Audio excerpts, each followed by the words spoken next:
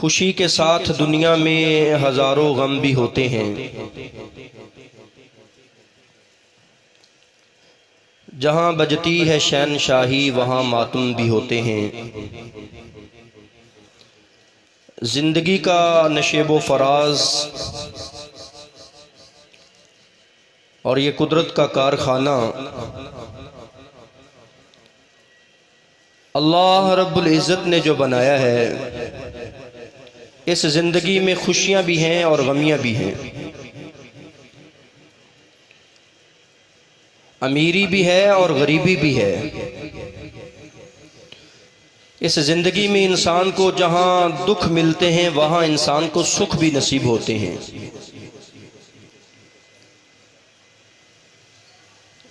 زندگی میں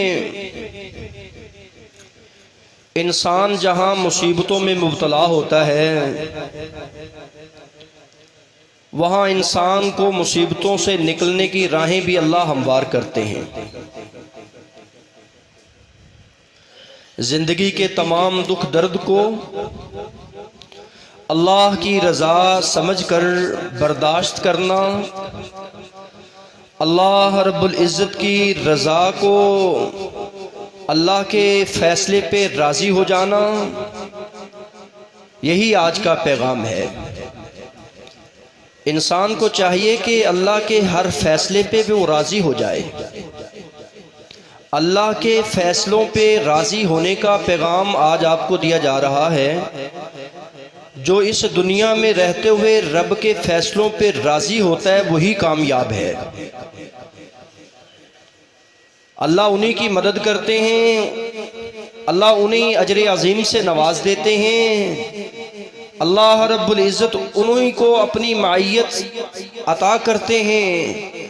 مالک ارض و سماء ان لوگوں کو ہی جنت کی خوشخبریاں سنائی دیتے ہیں جو ابتلا میں مصیبت کے وقت اپنے رب کی رضا پہ راضی ہو جاتا ہے۔ اللہ اکبر۔ وَتِلْكَ الْأَيَّامُ نُدَاوِلُهَا بَيْنَ النَّاسِ، یہ دنیا ہے، اس میں کبھی اتراؤ کبھی چڑھاؤ، یہ دنیا ہے، اس میں کبھی وہ دن جو آتے ہیں پریشانی والے آتے ہیں۔ رضیت باللہ ربا، اے اللہ میں تیرے رب ہونے پہ راضی ہوں۔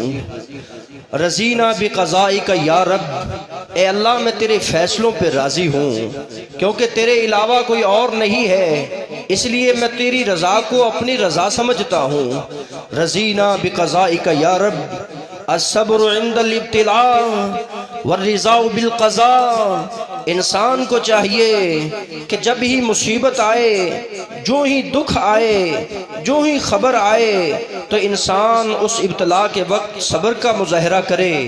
صبر میں رب کی رضا ہے، اور اسی طرح والرضا بالقضاء، جو اس کے نصیب، جو اس کی تقدیر میں لکھا جا چکا ہے اس تقدیر پہ وہ راضی ہو جائے، کیونکہ اللہ کے فیصلے انسان کی سمجھ کے مطابق نہیں بلکہ اس کی حکمت کے مطابق ہوا کرتے ہیں۔ وہ اپنی حکمت کے مطابق فیصلے کرتا ہے اور اس کی حکمت کو کوئی نہیں جان سکتا۔ اس کی حکمت اس میں بہتر ہے کہ میں نے اس کو بلانا ہے۔ یہ بندہ یہ نہ کہے اگر یہ ہوتا کاش یہ ہو جاتا، نہیں، اس کی حکمت پہ میں راضی ہوں، اس کی رضا پہ میں راضی ہوں، میں اس کی رضا پہ اپنی رضا کا اظہار کرتا ہوں۔ مالک ارض و سماء دنیا میں مغموم قلب کو حوصلہ دیتے ہوئے، جس کا ذہن ہر وقت پریشان رہتا ہے، مضطرب رہتا ہے، قلق میں رہتا ہے کہ اب کیا بنے گا، اب کیا کریں گے، اللہ رب العزت انہی کو حوصلہ دیتے ہوئے ارشاد فرما رہے ہیں۔ اے دنیا میں جانے والوں، اے دنیا میں رہنے والوں، دنیا میں والد کے جانے کا غم ہے، دنیا میں کسی کی والدہ کے جانے کا غم ہے، کسی کے لگتے جگر کا غم ہے، کسی کے اولاد چھن جانے کا غم ہے۔ دنیا والوں کو یہ بات بتا دیجئے وَلَنَبْلُوَنَّكُمْ بِشَيْءٍ مِّنَ الْخَوْفِ وَالْجُوعِ، میں آزماتا ہوں تمہیں خوف دے کر، تمہیں بھوک دے کر، تمہارے مالوں میں کمی کر کے، تمہارے ثمرات میں کمی کر کے، تمہاری جانوں کو لے کر، اور میں خوشخبری انہیں دیتا ہوں وَبَشِّرِ الصَّابِرِينَ، جو صبر کرنے والے ہیں۔ جو میری رضا کو رضا سمجھنے والے ہیں، جو میرے فیصلے پہ راضی ہونے کا اظہار کرنے والے ہیں، ان کے لیے خوشخبریاں ہیں۔ جنہیں یہ بات جو ہی پہنچتی ہے کہ فلاں کا والد دنیا سے چلا گیا، جیسا کہ اس مسجد میں پڑھنے والے، اس مسجد کی رونق اور اس مسجد کی زینت حاجی شریف صاحب رحمہ اللہ رحمتاً واسعہ، اللہ رب العزت ان کی قبر پر کروڑوں رحمتیں نازل فرمائے، اللہ ان کے پسماندگان کو صبر جمیل عطا فرمائے۔ وہ اس مسجد کی رونق تھے۔ الذین اذا اصابتہم مصیبہ، قرآن کیا پیغام دے رہا ہے؟ الذین اذا اصابتہم مصیبہ، جو ہی تجھے مصیبت اور پریشانی کی خبر دی جائے، تیری زبان پہ وہی کلمہ آنا چاہیے جو کلمہ صبر ہے، جو اللہ کی رضا والا کلمہ ہے، انا للہ و انا الیہ راجعون۔ اللہ یہ تیری امانت تھی، تو نے انہیں زندگی اتنی بخشی تھی، اللہ ان کی جمیع حسنات کو قبول کر لے، ان کی سیئات کو معاف کر دے، ہم بھی تیرے پاس آنے والے ہیں۔ حضرات، وَاصْبِرْ لِحُکْمِ رَبِّكَ فَإِنَّكَ بِأَعْیُنِنَا، دنیا میں رہتے ہوئے اللہ کے حکم کے مطابق صبر کیجئے۔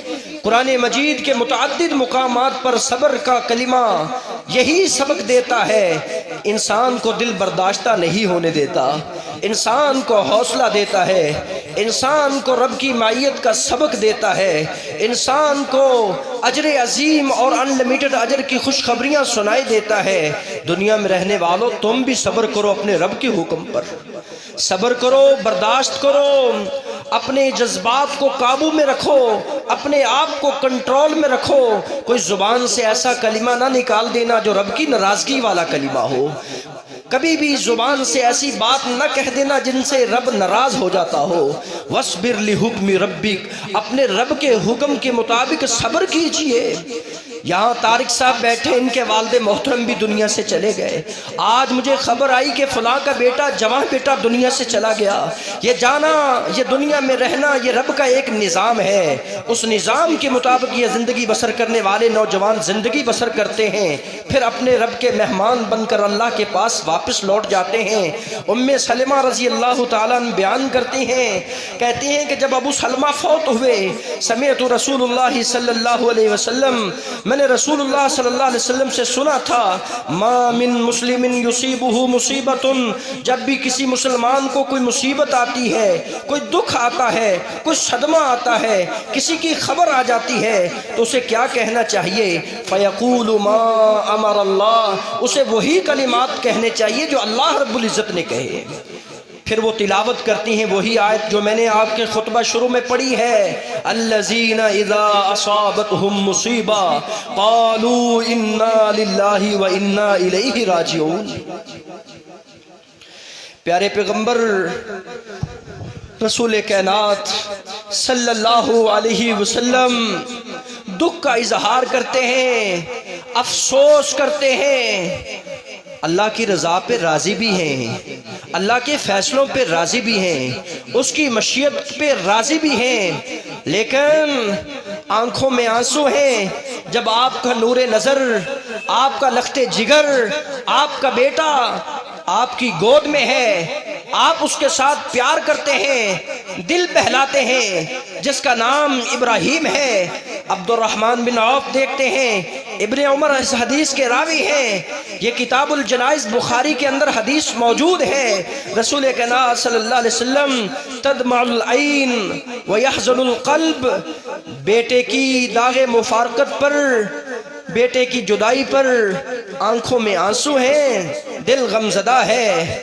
رسول کائنات صلی اللہ علیہ وسلم کا پیارا صحابی عبد الرحمن بن عوف بیٹھا ہے، ابن عوف کو فرمانے لگے، میرے رسول، ابن عوف انہا رحمتن، یہ جو آنکھوں سے آنسو کا جاری ہونا یہ اللہ کی رحمت ہوا کرتا ہے، یہ دل میں رقت جہلیت پیدا کرتا ہے، دل میں احساس پیدا کرتا ہے اپنوں کی جدائی کا۔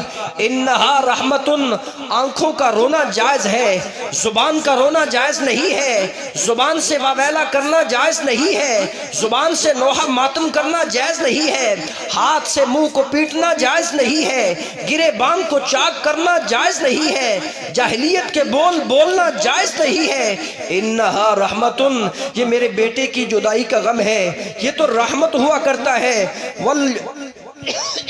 میرے رسول پھر فرماتے ہیں، تم دیکھتے ہو دنیا میں کوئی آتا ہے کوئی جاتا ہے، ان العین تدمع والقلب یحزن، اے میرے ابراہیم لخت جگر، آج تیری جدائی میں میں محمد رسول اللہ کا کلیجہ جو ہے یہ غم زدہ ہو چکا ہے، آنکھوں میں آنسو ہیں۔ ولا نقول الا ما یرضا ربنا، میں وہی کلمہ کہوں گا جو رب کی رضا والا کلمہ ہے، میں وہی بات کہوں گا جو رب کی رضا والی بات ہے۔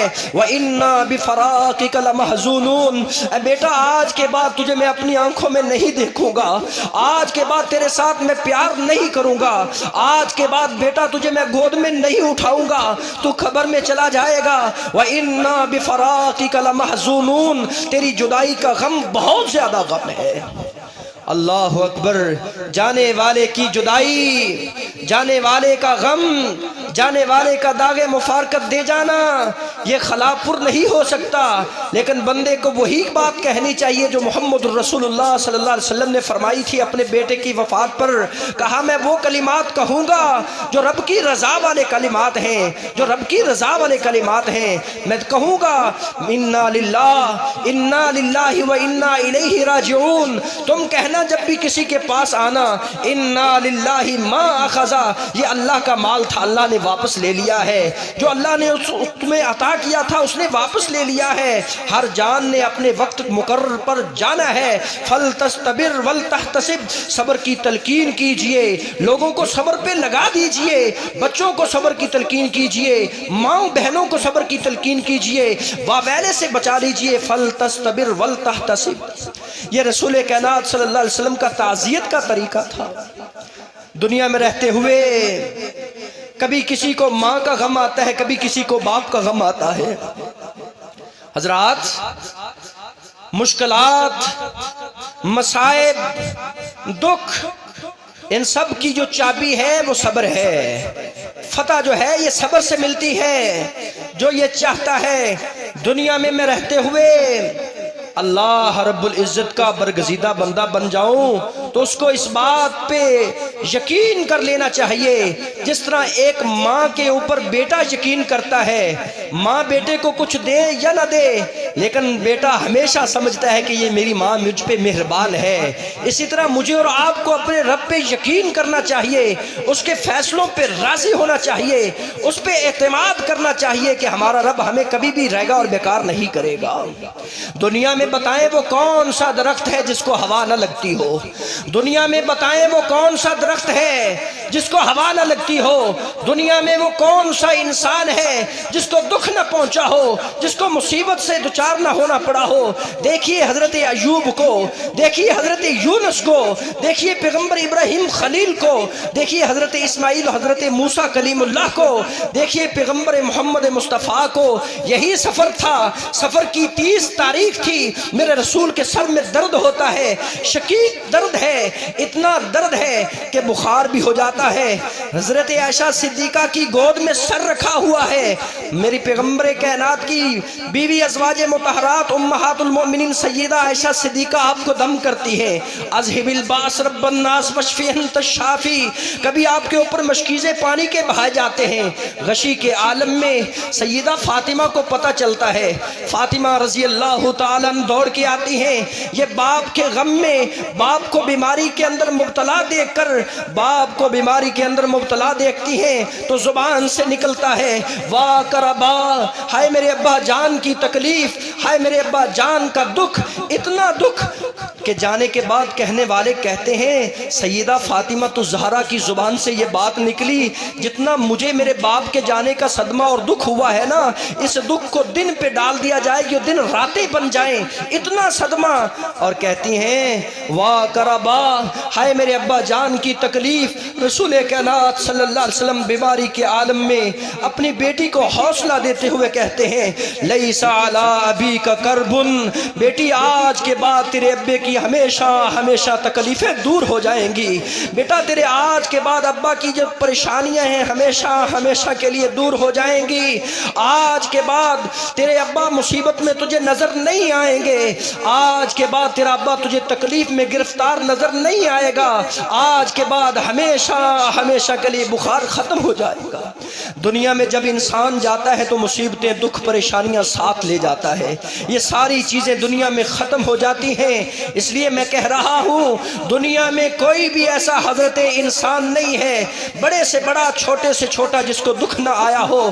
سیدنا ایوب علیہ السلام کے بارے میں اللہ فرماتے ہیں میرا ایوب پیغمبر بڑا بردبار، بڑا سمجھدار اور بڑا ہی صابر تھا۔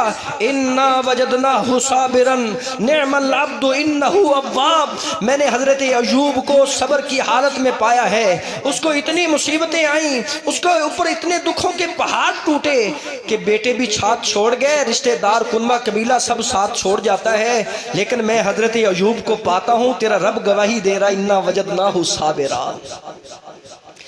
اللہ ہمیں بھی صبر کے دامن کو اپنے ساتھ چمیٹنے کی توفیق دے، ضبط نفس برداشت اپنے اندر پیدا کیجئے، کنٹرول اپنے اندر پیدا کیجئے، اس کی جزائیں بہت زیادہ ہیں۔ گناہ پہ بھی صبر ہو سکتا ہے اور آزمائش اور دکھ پہ بھی صبر ہو سکتا ہے۔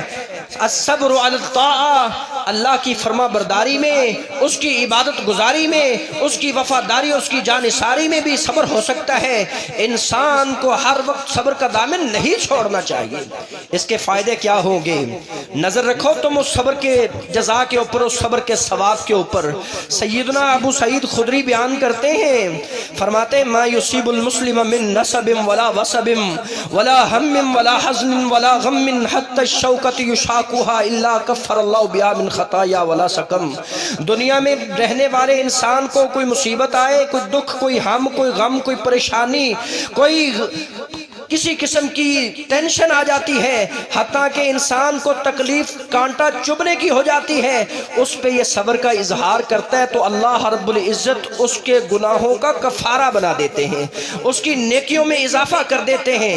صبر کرتا ہے، الصبر عند الابتلاء، صبر کرتا ہے تو اللہ رب العزت اس کو اجر عظیم سے نواز دیتے ہیں۔ یہ صبر کرتا ہے زندگی کے دکھوں پہ، اللہ کی رضا کے اوپر اپنی رضا کا اظہار کرتا ہے تو اللہ رب العزت اس کے اوپر راضی ہو جاتے ہیں۔ اذا احب قوما ابتلاہم، جب اللہ کسی قوم سے محبت کا ارادہ رکھتے ہیں، کسی گھر والے سے محبت کا ارادہ رکھتے ہیں تو انہیں کسی مصیبت میں مبتلا کر دیتے ہیں، خوف دیتے ہیں، ثمر میں کمی آ جاتی ہے، مال میں کمی آ جاتی ہے، کبھی بینک بیلنس میں کمی آ جاتی ہے، کبھی دکانداری بند ہو جاتی ہے، کبھی کوئی اپنے پاس رب بلا لیتے ہیں، اس پر وہ اللہ کی رضا کا اظہار کرتا ہے تو اللہ رب العزت اس پر راضی ہو جاتے ہیں۔ جو اس پر ناراضگی کا اظہار کرتا ہے تو میرے رسول نے فرمایا اللہ اس پہ ناراض ہو جاتے ہیں۔